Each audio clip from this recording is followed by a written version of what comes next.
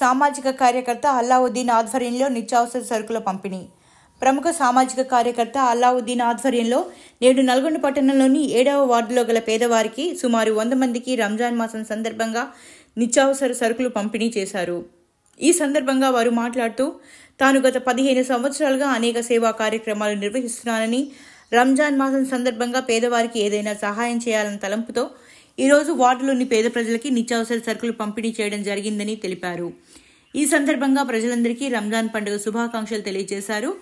ఈ కార్యక్రమంలో మురళి, నరేష్, అజరుద్దీన్ తదితరులు పాల్గొన్నారు.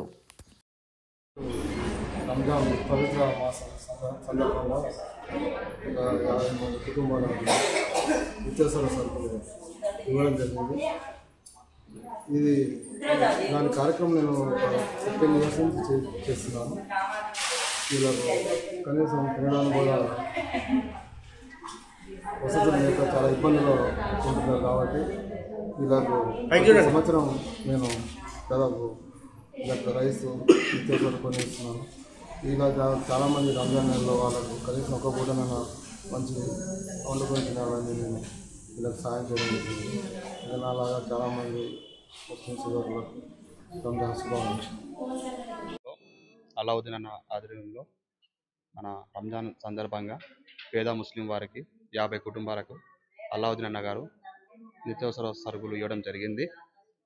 ఈ పండగ అందరూ కూడా మంచిగా చేసుకోవాలని కోరుకుంటున్నాం. అందరికీ ముస్లిం నా సోదరులందరికీ కూడా రంజాన్ శుభాకాంక్షలు. बहुत बहुत शुक्रिया। भाई साहब का नाम क्या है? अलाउद्दीन का हर उसमें नमाज में दुआ करना है सब लोग, ये ऐसा अल्लाह ताला कबूल करना, आमीन।